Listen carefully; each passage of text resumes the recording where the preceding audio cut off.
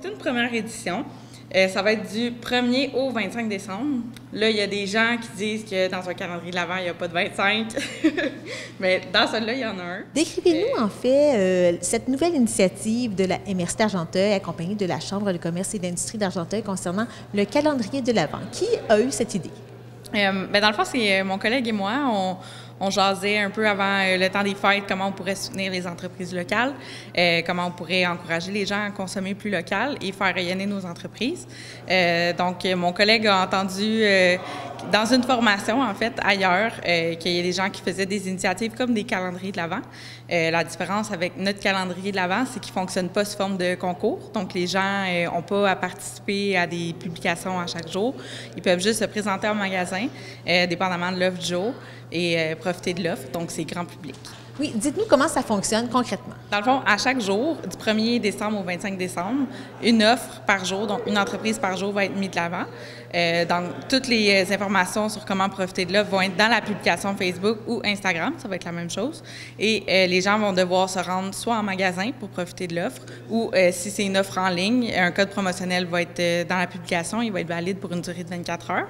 Toutes les offres sont valides pour la durée symbolique de 24 heures, mais en fait, c'est une journée selon les heures d'ouverture de l'entreprise. Dans mes jeunes années d'implication, toute mon implication était dirigée vers le fait de vouloir sauver la ferme familiale, de maintenir le tissu social, de dire qu'on a besoin d'avoir de la population partout pour garder nos services, pour garder les bureaux de poste ouverts, en tout cas, toute cette histoire-là. Puis je réalise aujourd'hui qu'on vit la même chose au niveau de nos commerces dans nos petites régions.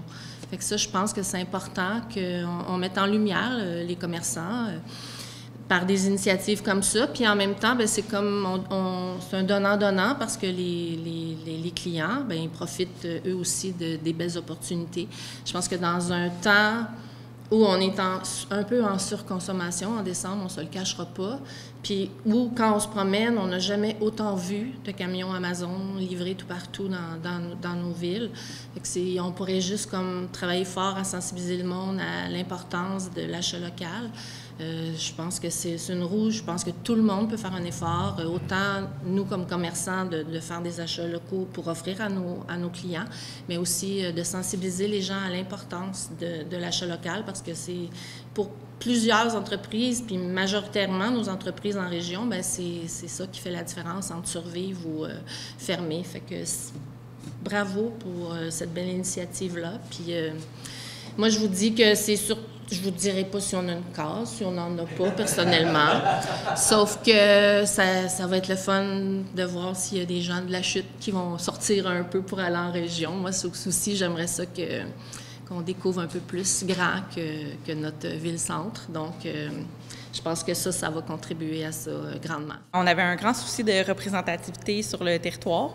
On voulait élargir nos horizons et mettre en valeur des entreprises de partout, de l'Est à l'Ouest. Donc, on a fait un grand effort pour rejoindre les entreprises qui se situaient plus dans le coin de Grenville, Harrington. Et on en a aussi, évidemment, plusieurs qui sont à la chute, mais c'est proportionnel à la quantité de commerce qu'il y a sur le territoire. Donc, c'est normal qu'il y en ait un petit peu plus à la chute.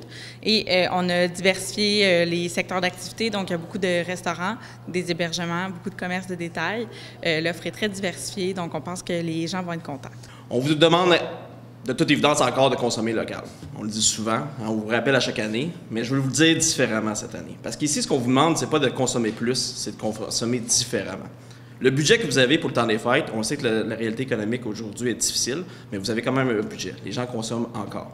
Eh bien, tout ce qu'on vous demande, c'est de réserver une plus grosse portion de votre budget existant à la consommation locale, aux entreprises d'ici. Donc, consommez pas plus, consommez mieux pour nos entreprises d'ici. C'est hyper, hyper important. Vous l'entendez à toutes les années, mais là, je vous le dis avec des statistiques.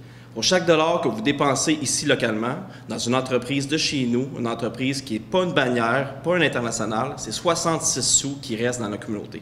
Ce 66 sous est reconsommé parce que ces gens-là, c'est des familles d'ici qui sponsorisent, qui commanditent vos équipes sportives, qui achètent local, qui consomment ici même dans votre communauté. Si vous dépensez le même dollar dans une entreprise internationale, c'est 11 sous qui restent dans la communauté. La différence est énorme. Ce qui veut dire que votre dollar dépensé localement peut représenter 2 à 5 $, dépendamment de l'impact économique et de la suite de la chaîne le moteur. Comment les entreprises, les entrepreneurs vous ont accueilli avec cette idée qui, disons-le, est un peu dernière minute selon ce que j'ai appris aujourd'hui? Les commerçants étaient très heureux. En fait, la réponse a été excellente. On a rempli les 25 cases du calendrier en à peine une semaine. Donc, puis on a même malheureusement dû refuser quelques personnes là, qui ont dépassé la date limite pour soumettre leur candidature. Mais sinon, la réponse était très bonne. Mais effectivement, on s'est un petit peu fait reprocher de dernière minute. Mais notre éclair de génie est arrivé tard en novembre. Donc, l'année prochaine, au moins, on risque d'être un petit peu plus préparé. Et comment est-ce que vous faisiez pour les sélectionner? Donc, les gens devaient vous soumettre leur candidature? Exactement. Donc, c'était sur invitation. Il y a beaucoup d'entreprises qui nous ont ensuite soumis leur candidature et dépendamment du nombre de places qui étaient réservées par région et par secteur, on a placé les entreprises là, dans le calendrier. Quel est votre souhait pour ce calendrier de l'Avent en 2023? Notre plus grand souhait pour le calendrier de l'Avent, c'est que, premièrement, les gens consomment beaucoup plus local. On veut que les gens dépensent chez nous, à la place de sortir du territoire, d'aller faire leur achat de Noël dans d'autres régions. On espère que ça va fonctionner, on espère que ça va avantager les entreprises du coin, que ça va leur donner une belle visibilité. Donc, notre plus grand souhait, c'est que ça marche.